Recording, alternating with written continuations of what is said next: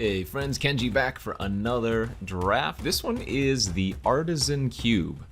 I believe it is nothing but commons and uncommons. Let me double check. Only the GOAT commons and uncommons are in this cube apparently. Chris Cronenberger's, okay. So yeah, it's gonna be all uncommons and commons and uncommons. Bleh. But don't let that surprise you in any way, because there are a ton of good commons and uncommons in Magic's history. You don't obviously need rares or mythics to build something great. In this type of scenario, I usually like to go maybe a more aggressive strategy at first instead of a more control-y. So let's take a look at our pack here, and I think I might actually just take like Young Pyromancer, pick one, pack one, and see if we can go off a little bit from there. Maybe do some little mono red or something. Something that goes underneath what everybody else is trying to do.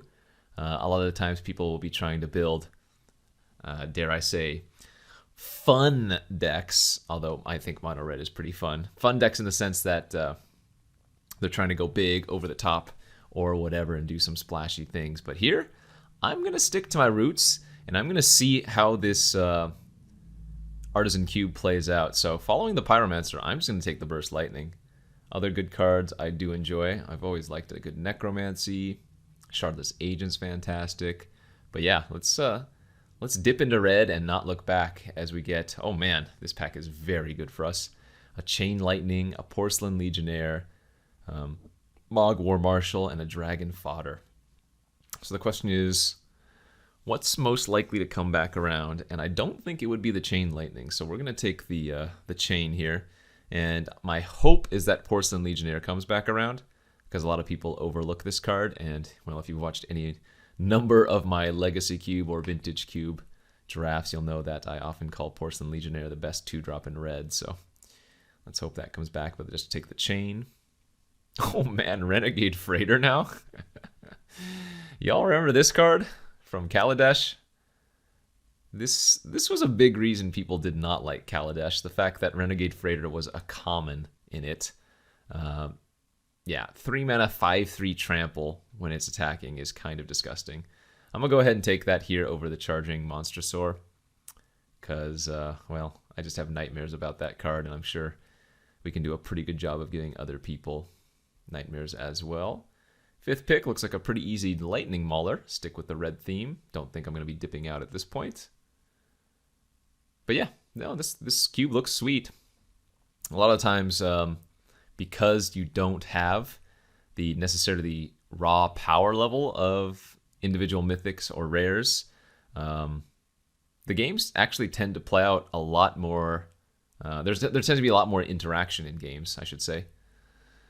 As we get what looks to be a Mortar Pod here. Fantastic with the Young Pyromancer. Just a card that, man, ever since it's come out has been a fun one. Chittering Rats is pretty fun. Fire Spout. Weaponize the monsters for us. Pick 7 or a Red Dragon. Not sure how much I want to take a 6-drop in this deck. And Weaponize is, once again, pretty good with Pyromancer, but I suppose I already have the Mortar Pod for that. Oh man, Coalition Honor Guard, just one of the best commons you'll ever see in Limited. It's so annoying to play against. It's a 2/4 on its own, and then anytime your opponent would be choosing a target, they have to choose Honor Guard as part of that target. So this card does a ton of work if you've never played with it. But I mean, I guess I'm okay taking Red Dragon, but I think I'd rather lean towards the Weaponize for the lower cost. The Weaponize, though, really wants you to have a bunch of cheap creatures, which, I mean, hopefully we're going to end up getting some, but this would be my first cut currently. Okay, yeah, we'll just take a Sky Skiff now, too. Why not? I remember Time of Ice being decent. What was this? Tap target creature, doesn't untap during its control, it untaps up, and then return all tapped. Yeah, funny card. We could have dipped into another color by now for sure, but I think, again, I'm just going to stick with mono red. I'm going to kind of stomp on everybody else's fun, hopefully. Do things too fast, too aggressive. Who knows though? Like this is my first draft of this format, so it could just be that everybody else also drafts an aggressive format, aggressive deck rather, and you know, we end up not necessarily getting the matches we want. Because you can imagine getting paired up versus like a green deck that's slightly slower but bigger than me, you know? Just playing like a 4-4 and all of a sudden I'm like, well, can't beat it. Okay, what did we wheel here? Wheeled a Sunrise Cavalier, a couple lands, Rocks Veteran. Yeah, I could be dipping into red-white. Let's take the Sunrise Cavalier here. If y'all missed Avacyn Restored and the Soul Bonding cards, ugh, man, these cards were crazy good. Basically a 4-mana 4/4 that gives another creature +2/+2 and it enters the battlefield. Kind of gross. Pyroclasm, no, we'll take the God's Willing. Dragon Fodder. We don't want to be playing against Timely Reinforcements. Hopefully we don't have to play against that. Fodder was great here. It's great for Weaponize, great for Mortar Pod, and good for crewing. Yeah, we might already be able to run the Weaponize now. It says I only have 3 creatures, but you have to remember a lot of my cards can make more creatures, and the vehicles themselves are like pseudo creatures. Actually, I could see Call of the Death Dweller being good in a weaponized deck too. I don't think we'll be playing any of those. Get that Fire Spout out of the draft. And last pick, Red Dragon. Again, probably a little bit too slow for what we're trying to accomplish, but if I end up needing another playable, it is something we can put on the top end. But I'm hoping to run like 16, maybe 15 lands. My biggest regret, somebody took that Porcelain Legionnaire. But still 2 packs to go and plenty of playables on our end. We're looking good. Okay, pack number 2 is up and active. And we've got a few cards that line up well with what we're trying to do. We got the Rakdos Cac. 1 mana 2/2 can't block. Always a decent addition to your red decks. The Goblin Heel Cutter, one of my favorite ones from whatever this, not Alara, Khan set was. What is this? Fate Reforged of the Khan's block. 4 mana 3/2 when it attacks, target creature can't block, but then you get dash it. And so dash is like an alternate cast, or casting cost that gives the creature haste, but then it bounces back to your hand at the end of the turn. We're probably going to want to take the Heel Cutter and wheel the Cackler, would be my guess. And then if somehow the Cackler doesn't come back, we always have the Instigator potentially. Thopter Engineer is pretty good. Ooh, Cloud Goat Ranger. I imagine Cloud Goat Ranger is kind of just nasty in this format. Bastion of Remembrance can also be very, very good here. Oh man, I could go the red-black sack deck for sure if I take the Bastion. Do I want to do that? I know I said I wanted to be mono red, but this is a fantastic start to like a red-black sack deck. That might be a little bit more fun even. Okay, you know what? I'll do it. I'll take the Bastion. Makes the Weaponize a little bit more exciting. Phyrexian Rage are now pretty good. Oh, Garna, the Blood Flame. I think that's probably a little bit too expensive, but wouldn't be awful. Stoke the Flames. Untethered Express, the big brother of Renegade Freighter. Kind of want to take the Phyrexian Rager and try to wheel the Stoke. But I could also just take the Stoke and then maybe still be mono red. Either way, both good choices. I guess Stoke is just safer. Goblin Bombardment now. Truly all of the sack outlets. I do like Bombardment much more than Weaponize. But I imagine that's probably going to end up wheeling, and I don't need that many sack outlets. Let's probably take a Stonewright or a Brimstone Volley here. Stonewright is okay. I mean, I do want to increase our creature count for sure, but Volley is just good removal. Yeah, okay, I'll take the Stonewright. The deck needs more creatures for sure, so that makes sense. We got a Freebooter here. Rakshasa Gravecollar is pretty nice. Trusty Machete's never terrible, but I think we just want the Rimrock Knight for more creatures. More ways to push through. Cunning Spark Mage. Oh, Slice and Dice? Love that one. Only deals damage to creatures, but man, cycling Slice and Dice and killing a creature drawing a card has never felt better. Yeah, let's take the Spark Mage here. Reckless Wave. Alright, not bad. Little 1-drop that can do a lot of work. Turns into a, what, 3-2? Yeah, turns into a 3-2 if nobody casts a spell. You can imagine playing... Whenever an opponent played Reckless Wave on turn 1, it was just a huge groan check, you know? Because if you don't have anything, they just have a 3-2 immediately. And sure, it trades with most things, but man... Obviously, much later in the game, the Waif is not doing much, but if we have sack outlets, which we do, then it gets more value from that.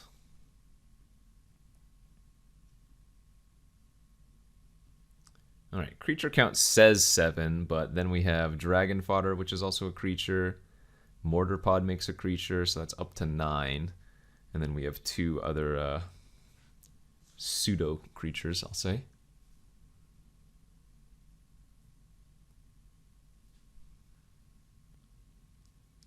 Alright, and pick number 8 of this pack. Looks like nothing much but a Murderous Cut. No red cards to take, so take the cut, and if we end up playing black, we will still play it. That's not a good sign. Somebody took my other red card from this pack. But we still get the Instigator, and maybe this is even better because it produces 2 creatures. But somebody took the Rakdos Cackler from me, so kind of sad. And then basically nothing here. Garna on the wheel, but I'm not sure how likely we are to end up running that. There's the Bombardment on the wheel too. That probably replaces the Weaponized, like I said. The fact that you just don't have to pay any mana for Goblin Bombardment is what really puts it ahead for me. Like, yes, the Weaponized deals more damage. It's true, but paying 2 versus paying 0 is huge. You know, Doomscar Titan might not be awful. Kind of like taking the Machete, but I'll try out the Doomscar. Maybe that's something we can end up running. And hey, still another entire pack to go, so I think this could end up pretty nice. Just need some more creatures at this point, but let's see. What's this one? 3 mana, 3/1, Renown 1, and whenever it becomes blocked by a creature, it deals 2 damage to that creature. Yeah, we can take the Acolyte here. Probably a little bit better than Forked Bolt. And Circara the Bolt's another decent one, but I think we want to keep our curve as low as possible while still picking up more creatures, ideally. Vault Scourge, maybe not the worst. 1 mana, 1/1 flying lifelink. Would have been better had I taken the Trusty Machete. But I think this is still a fine pickup. Ooh, On-Crop Crasher, very nice. Card is fantastic. Passing on an Incinerate here, but again, kind of want to lean towards taking creatures at this point than any more burn spells or ways to sacrifice. Yeah, I think this looks good. We still have, you know, plenty of packs left to give us a few more playables and maybe replace some of our less than ideal cards. I think Cunning Spark Mage is usually sideboard, for example. Okay. Oh, no, we have a Signal Pest here. Never mind. First glance, it didn't look like there was anything for me in this pack, but Signal Pest does a lot of work as well. Need a couple more token producers, but it's actually not looking too bad. Alpine Guide. 3 mana, 3/3. I forget what this does. Attacks each turn if able. Search your library for a mountain, put it on the battlefield tapped, and then when it leaves the battlefield, I have to sack a mountain. That's not bad. Sulfur Elemental, also not crazy, although that's more of a... I mean, you can main deck it, but it's kind of a sideboard card. Heraldic Banner, also not terrible. My guess here is that the Alpine Guide is most likely to wheel, so let's take the Sulfur Elemental here. Nice, very good pack for us. Shield Breaker's great. Searing Blaze is great. Goblin War Party also probably pretty decent. 3/1/1s there. It does feel like there are a lot of artifacts in this format, though, and so even though I think Blaze is maybe a slightly better card, the Shield Breaker, I think, is going to be the card that we want more. Nice. Oh, yeah. Annex? I mean, Frenzied Goblin's also fantastic, but Annex with Goblin Bombardment is just so disgusting. Yeah, there's nothing to say there. Annex was an amazing pickup. Wow. That's going to save the deck, or at least make the deck much, much better. Because now any creature we sacrifice to like bombardment, ping for 1 damage, Annex makes a token, yada yada yada. Worst cards in the deck right now. Probably this, maybe that, maybe this. Maybe the Sky Skiff isn't great.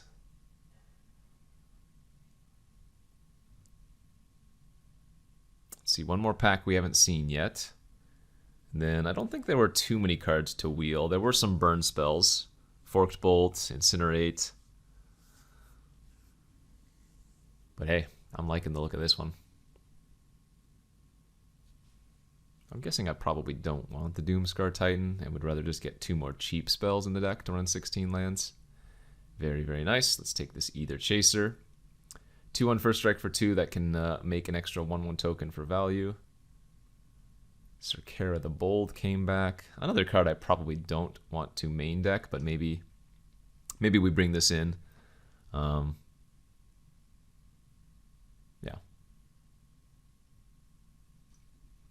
Versus a grindier match. We can get some extra value from Cerkera pinging, and then playing cards off our top.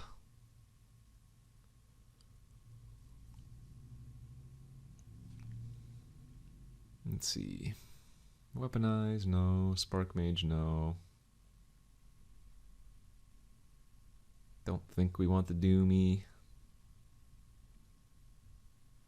I mean, we're at a good 23 right now, but this is pretty easily a 16 land deck. Hell, I could even go 15 if I really wanted to. Yeah, not too much here. Is there any chance I splash the black card? Maybe.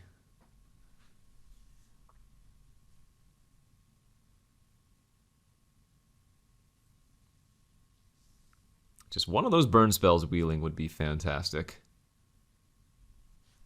Ground Assault, no, no, no, no.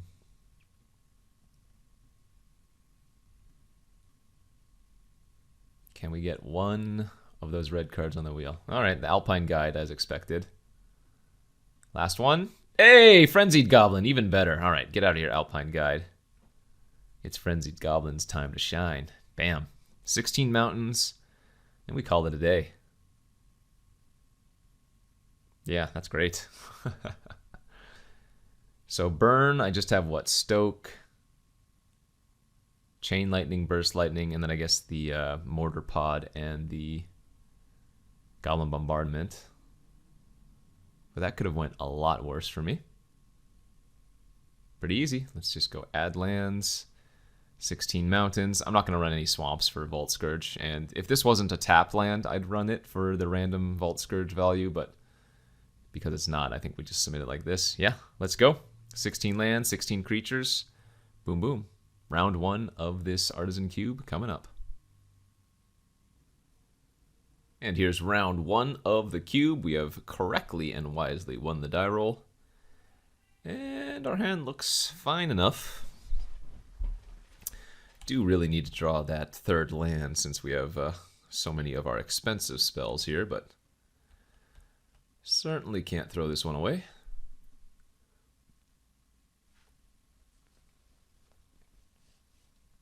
Planes for the opponent. All right.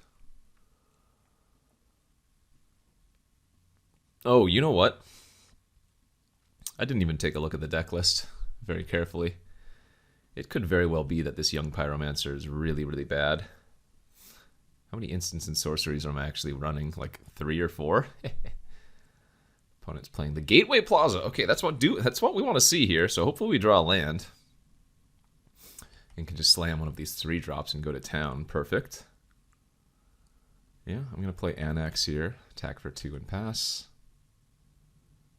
And then next turn we can do a real big smash. But, I mean, there is merit to holding the Annex until after I get the bombardment down.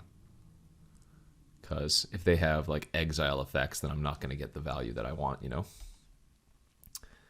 But it looks like they're just going to go Flesh Taker here, which means I get to go On-Crop Crasher. Attack with Exert. And hit them for 9 freaking damage. Why not? Not bad. And they're going to be really close to dead next turn.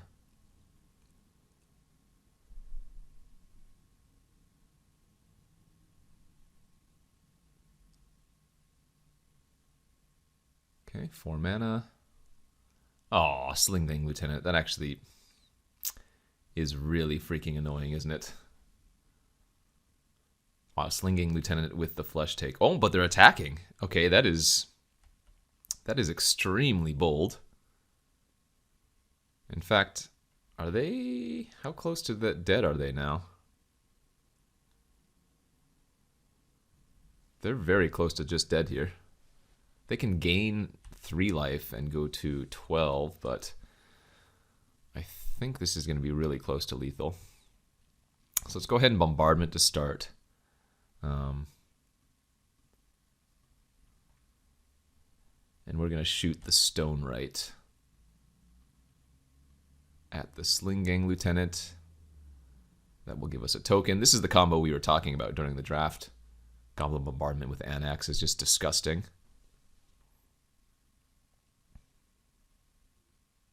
Actually, no, wait, they have more than 12 life. They could actually go up to 15 life if they really wanted to. Oh, they just let it die, though. Is that lethal? I think that's lethal. We shoot. Shoot. Hit them for 6. All right, well, they needed to have sacrifice there because now they're just dead. Now we shoot Annex for 2 tokens while it still has 4 power. And shoot a bunch of these Satyr tokens. Bam! Pretty darn good. All right, let me double check on this young Pyromancer. 1, 2, 3, 4. Yeah, that's not very good, is it? Looks like Spark Mage might actually be good versus this opponent anyways, but I'm going to have to remember to cut the young Pyromancer for like Alpine Guide going into the next 2 matches. No other sideboard, so we'll submit this and go to game 2. Game 2 of the first round. Our mono red versus black white sacrifice. And our opponent has a Carrion Feeder, turn 1. I think that's actually a creature I just need to kill right now. Because the longer I wait, the more unlikely I am to be able to actually deal with that threat. And that gives them a good sacrifice outlet. Eternal Taskmaster. When it attacks, you may pay 3 if you return a creature from your graveyard to your hand. Okay, that's fine. Yeah, I guess we want to get the Chaser online here. 2/3 is pretty good for them, but with the first strike and the Spark Mage, I can actually kill the Taskmaster. Oh, they are going to pay the 3 mana to bring that back to their hand. All right, I am pretty happy about that if that's the case. No? Nice. Yeah, that's good. Sure. Really happy that that's how they're going to spend their turn 3.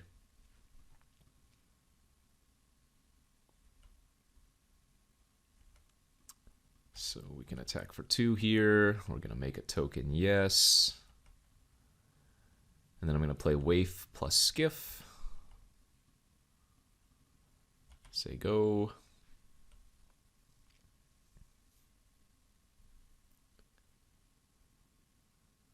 Lazotep Reaver, sure. And here comes the carrion feeder. Yes.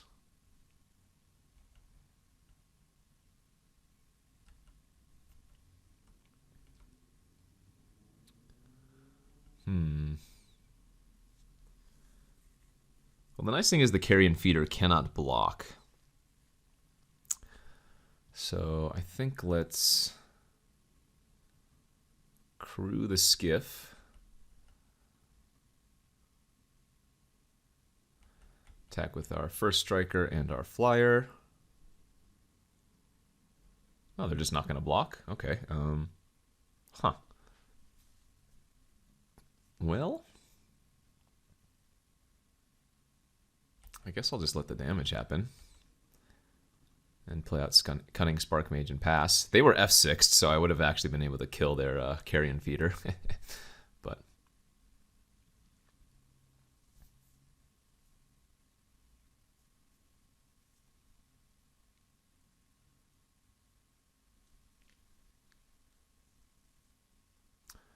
all right, they're going to sacrifice their Lazotep Reaver to their carrion feeder to make it a 2/2. I could try to ping their feeder in response and make them also sack the zombie token here if I wanted. But that's effectively just killing the token, so that's fine.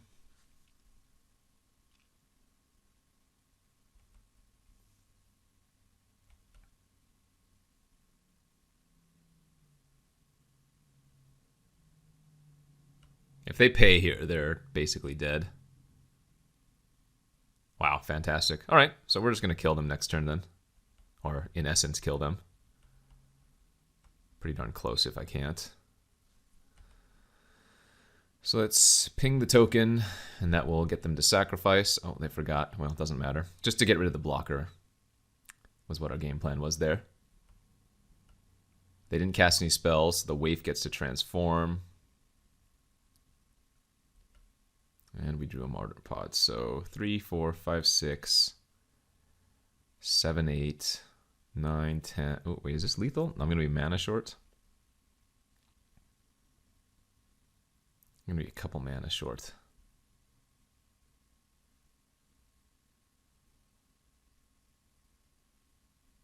So I guess we wait a turn. Let's go ahead and pump up our chaser. Play out the Rimrock Knight. Crew the skiff with the knight.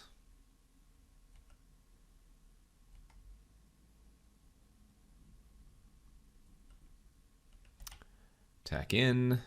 And we'll just kill him with Stoke the Flames next turn.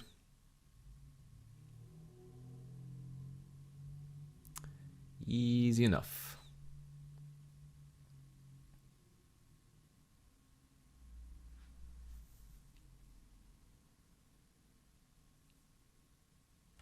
Well, it's a good card versus me, but it is much too late, my friend.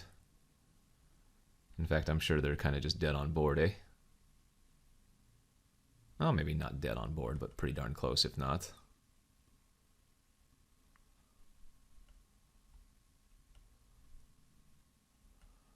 All right, Stoke the Flames.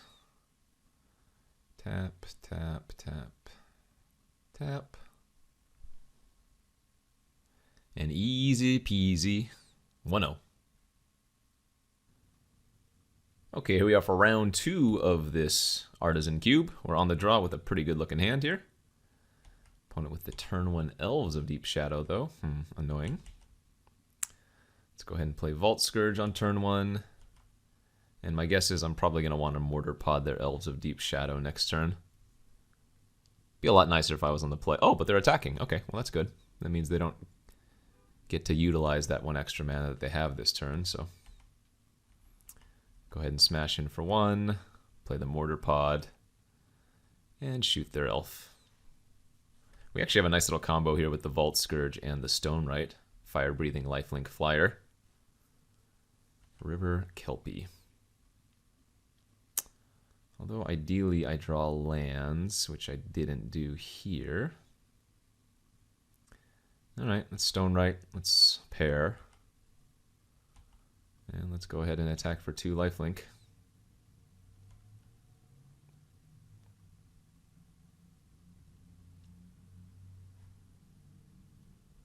Inga and Kelpie Guide. Hits from the last couple sets, huh?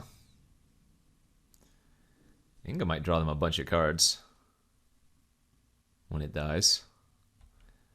No blocks. We have a lifelinker.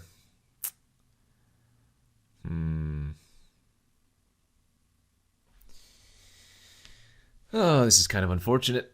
How did they scry? One top, no, two top, one bottom.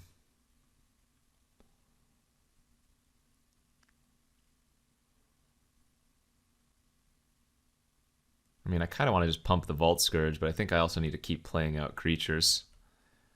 Playing out creatures helps our stoke the flames, but it's a little bit sad that I don't get to really apply too much pressure here.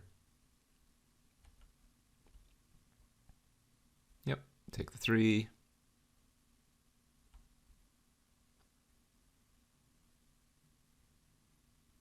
Mole Drifter, that's annoying. Alright. Ooh, Signal Pest is actually pretty strong here.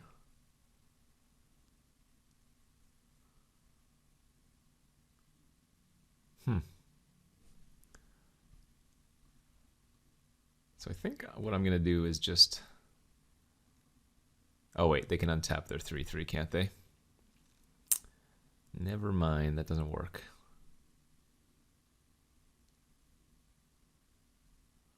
I guess I could just attack with one creature and see how they block. And then if they untap the Inga, I get to Rimrock Knight to just trade, and this way they don't get to draw a bunch of cards because only 2 creatures are dying this turn. Or draw 3 cards, whatever it is. Might be stoking the Mole Drifter at end of turn, but we'll see.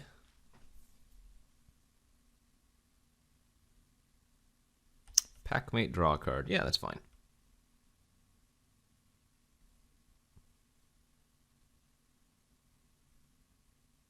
Okay, they're going to play a 2-drop maybe. Looter Ilkor, that's annoying. So yeah, I think I need to stoke the flames on the Mole Drifter here end of turn to get rid of their flying blocker. And then... Still no land. Do I bother killing the Looter this turn?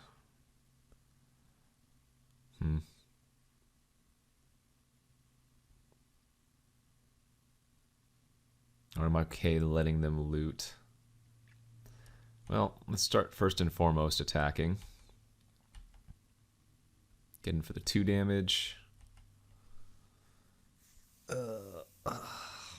Yeah, I think I am going to kill the Looter, so we'll suit up our Instigator with the Mortar Pod and just shoot their Looter for 1.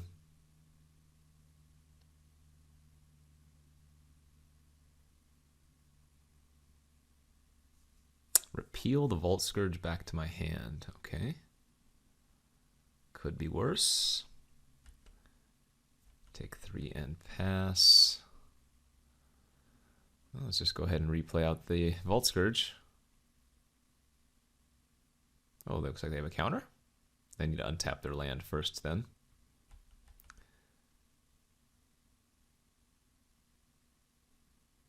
Mesmeric Glare, okay. And I guess attacking for 2 because I'm not blocking.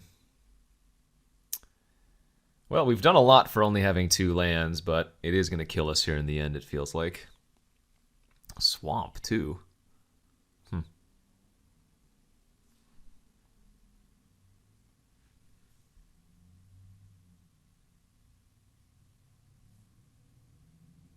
That's fine. Alright, they have 5, 6, 7, so they need 1 more land to be able to tap a permanent. Hey. Finally got there, huh?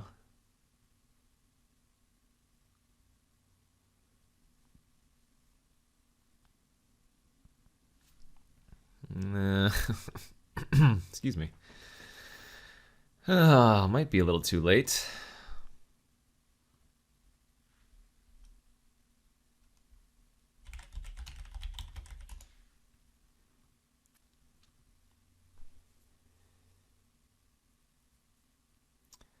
Well, are we just going to run out the Acolyte here, I guess?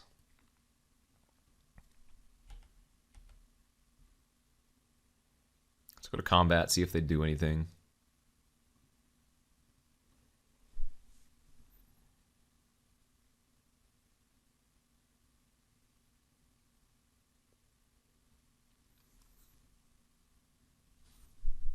Alright, no attacks, and then I think we will just run out the Acolyte after all.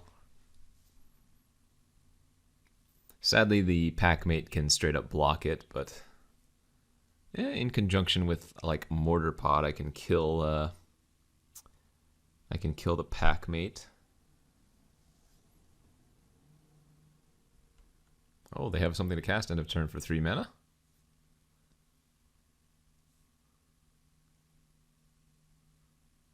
Putrefy. Putrefy the Frenzied Goblin. Yeah, that's probably a pretty good target.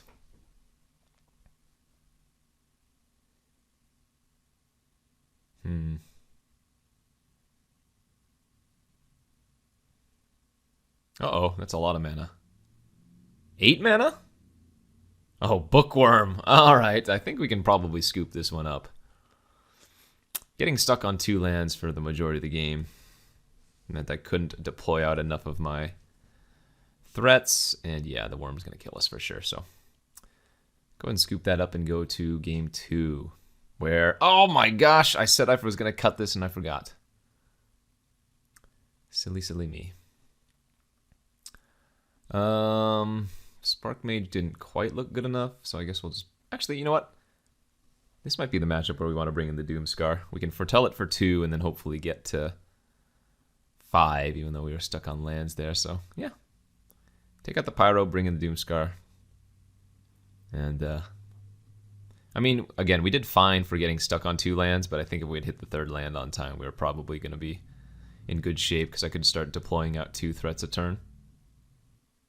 Okay, here's game 2 of the 2nd round. Let's see if this sideboarded Doomscar Titan will do some work. We have a nice little curve out here, and I didn't see any artifacts from the opponent game 1, so if I don't draw something better to do on turn 2, we'll probably just run out the Shield Breaker as a creature. Suspend, search for tomorrow, sure. Let's go ahead and run that out. Kind of just want to curve out here, so seems good.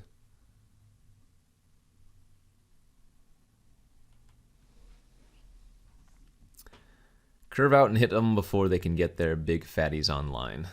And that looks like exactly what's going to happen here for us. Yeah, it's going to go ahead and just Lightning Mauler here. Pair it up. Effectively just play out a 2/1 haste for 2.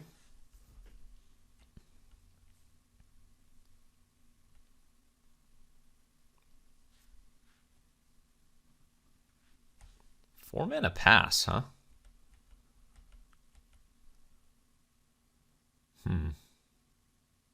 Well, I was going to originally dash out my Heel Cutter, but now I think I'm going to just attack and hold up Burst Lightning to see if they do something, and then I can still play the Skiff post-combat. They might just be having a repeal here.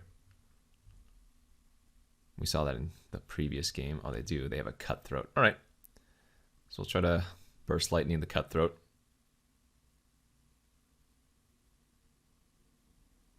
Cycle Ash Barrens in response. Don't scare me like that, OP.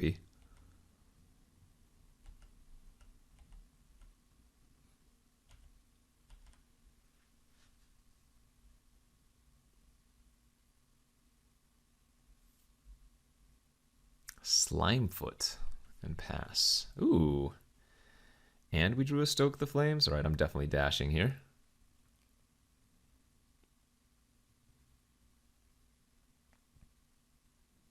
Miscalculation. Oh, that's pretty rude. I think I do force in 4 damage. Throw away my Lightning Mauler to get in for 2 damage makes sense to me here, because now I only need to get in for 1 more attack of the Sky Skiff, and we have Stoke the Flame lethal.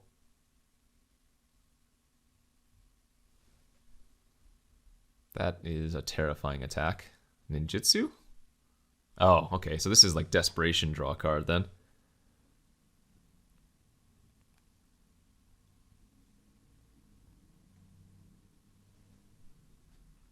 Yep. All right. They're not dead on board, technically, but they're very close. If I play any creature that costs 2, they would technically just die to Crewing the Sky Skiff and then Frenzied Goblin activation. That also works, of course. They're tapped out, right? So, swing for 2 in the air. And we'll just Chain Lightning. Don't need to show them the Stoke the Flame. That's how game 1 was supposed to go.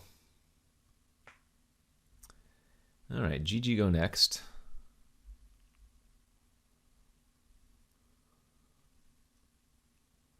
And yeah, let's submit it. Try to win game 3. Here we are for game 3 of the second round on the draw with a decent looking hand. I think I like playing the turn 1 Vault Scourge, because since they're on the play, the Waif is less likely to flip. Though it unfortunately would have, turns out. Oh! I clearly meant to attack there. Whoopsies. Go ahead and run out the Shield Breaker into a miscalculation if they have it. Don't really care. That was just a slight misclick, unfortunately, as they foretell a card and have Temple of the Dragon Queen. Sure. Not a bad draw, actually. We can go Mauler plus Waif. Attack in for 4.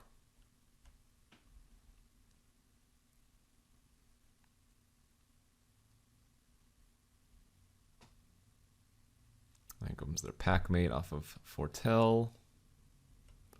And pass. All right, that's good for us.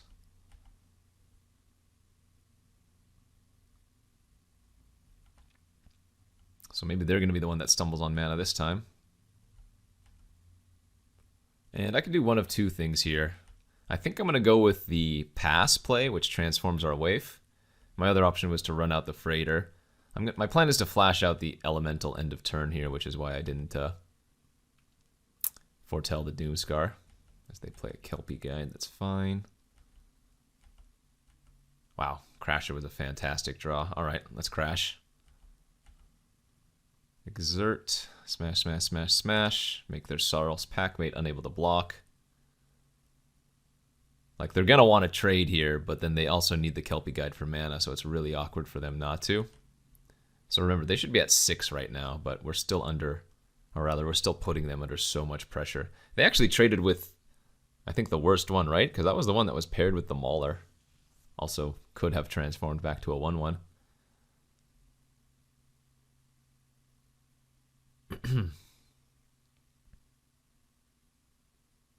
But yeah. It's going to be hard to lose this game from this position, knock on wood. Freighter. Oh, I guess I can't pair it. Whoops.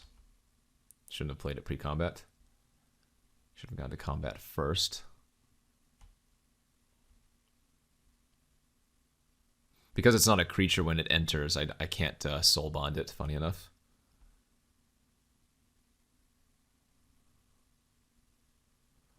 And we'll go ahead and just foretell.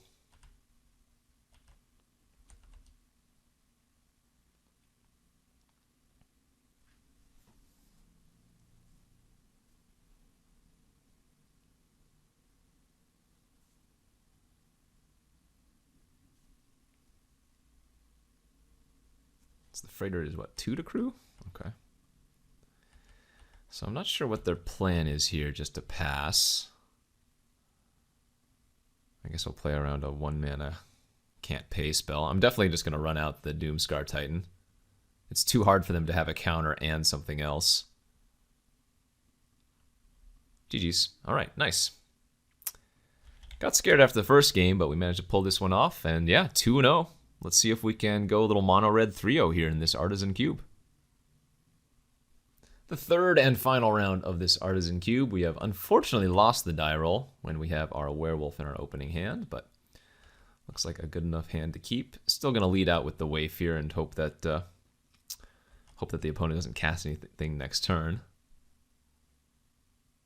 Because transforming into a 3/2 would be fantastic.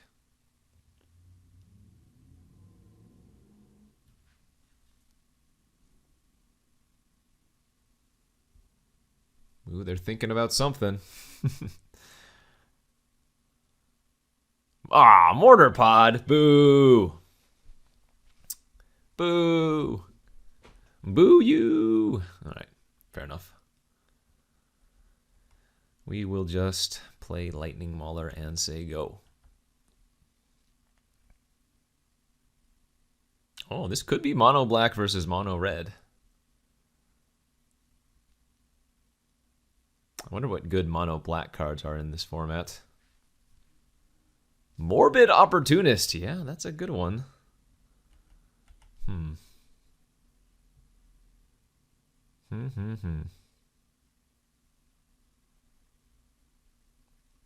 So I think what I'm going to do is play the Frenzied Goblin, not pair it. And then I think just pass and hold up Stoke the Flames. See if they go for like maybe an equip on the Morbid Opportunist.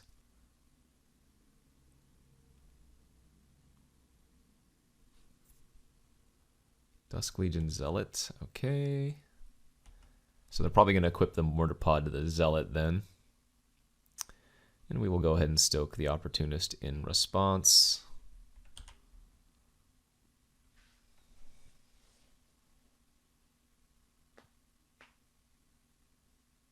Are they going to kill the Goblin or the Lightning Mauler? I would guess the Mauler is probably more significant.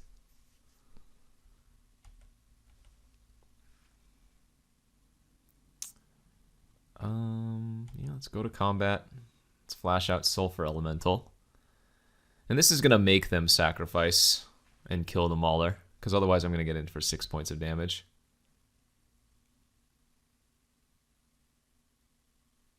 Yep, as expected.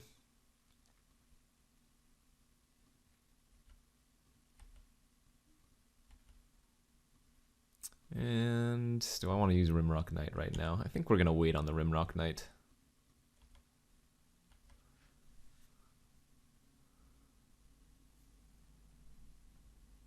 Oh, you know what I did?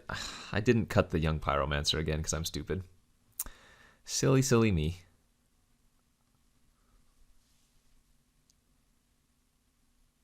Hopefully they don't have too many other irrelevant creatures they don't mind sacrificing.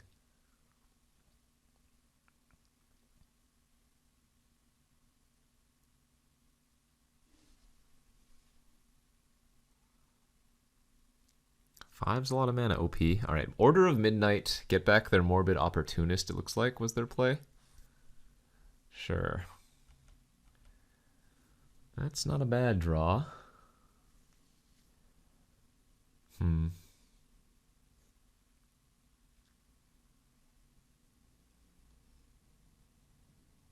But they're still at 18 life.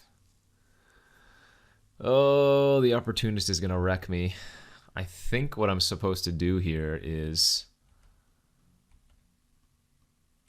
attack with both and let them block. They might not even block, but if they do, then I have to go for the Rimrock Knight and just get the Opportunist off the board. Because at this point, I don't think it's getting any better. Yeah. And then post-combat, we'll play a Heel Cutter if they don't block. So we still get to develop out our board nicely, but we just really need them to not play too many more creatures that they don't mind sacrificing away. I mean, if they play the Order of Midnight and equip it with the Mortar Pod, that is 4 of their 6 mana, so. And I guess the only target they can kill is the Frenzied Goblin currently. Yeah, that's okay. Totally fine. It looks like they're going to cash it in, kill the Goblin. Draw a card. And not equipping is kind of terrifying. I'm going to go to combat, try to hit him for 6. Another removal spell, so brutal. Yeah. Turns out that Opportunist is quite the card. Alright, let's go ahead and Rimrock Knight while we can get the damage in. And then we'll play Mortar Pod. And Rimrock Knight. We need to get pretty lucky here because they have way too many cards in their hand. So we just have to like deploy out our resources and hope that this is going to be good enough.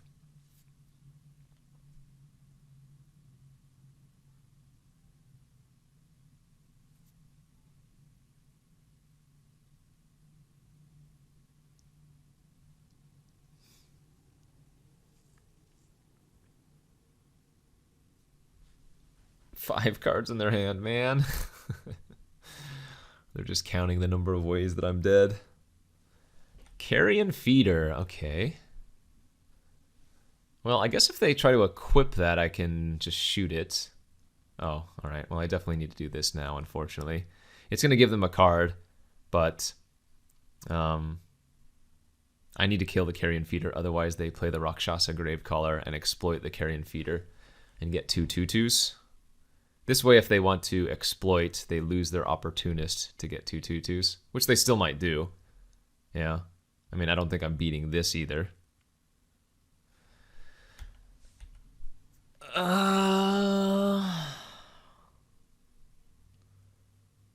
Okay.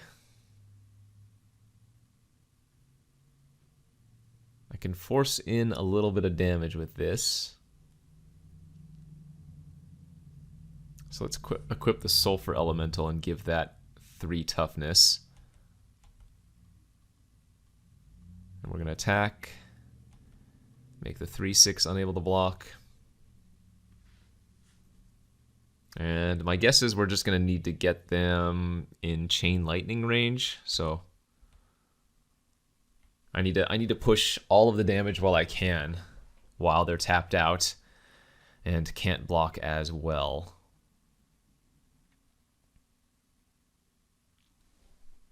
Well, darn it, that gains 2 life when it enters. All right. That probably does it. 6 life I might have been able to push through with a couple of top decks, but 8 life is probably not doable. I mean, we have Chain Lightning, we have Burst Lightning. So, in theory, we're not 100% dead.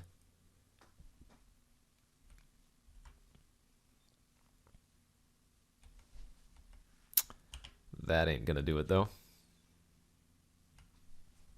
I probably have to draw Runner then, is my guess.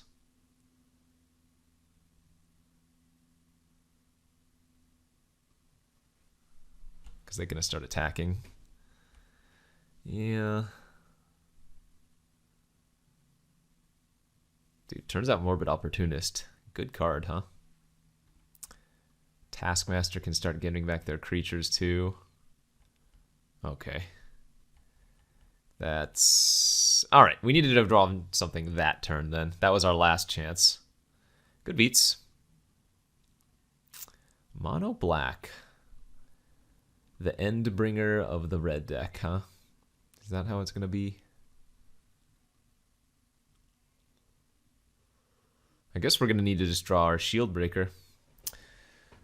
Between the Opportunist and the Morbid, not the Morbid, the Mortar Pod, we just kind of got spanked there.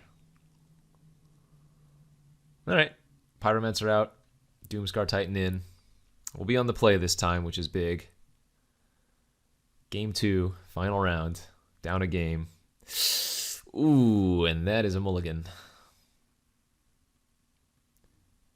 Better, but still not ideal. The question is, do I want to run out Shield Break? Oh, well, never mind. Inquisition is going to take my Shield Breaker, probably, over Chain Lightning. Although, who knows? Either way, always feels bad to get discarded on a mulligan. Yeah, and I don't really have a choice. I think now, even if they have a Mortar Pod in their deck, or in their hand, I don't have an option. I don't think holding that is how I win. If I just give them too much time, I'm going to lose anyways. Unfortunate, absolutely. But again, I think that was a necessary play. We had to bank on them not having it, and now this is what we call good beats. Because that's going to be game over, basically. Oh, yeah. And the Nighthawk, too? All right. I mean, I'll give it a turn or two, but this is scoop worthy after drawing 3 lands in a row.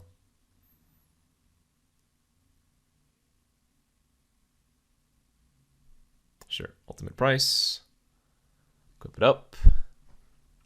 This feels like a Zendikar draft. I'm mono red and they have a Nighthawk. All right.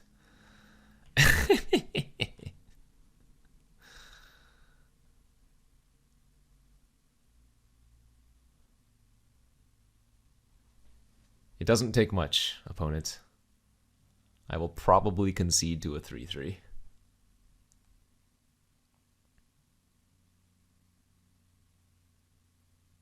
Oh, or a 5-3. All right, GG's. Good beats. Yeah, we got smashed there for sure. I mean, the mulligan didn't help, and then drawing 3 lands in a row, but I think that deck was cool. And these are the type of cubes that I enjoy. Like, don't get me wrong, flashy mythics and rares are always great, but just like a mono, common, uncommon format where you still can build a deck with a ton of different synergies is always going to be fun. So, looking forward to doing some more of this cube, but thanks for watching, everybody. And as always, we'll see you next week. And don't forget to check out all of my other content here on the Card Kingdom YouTube channel. We'll see you later.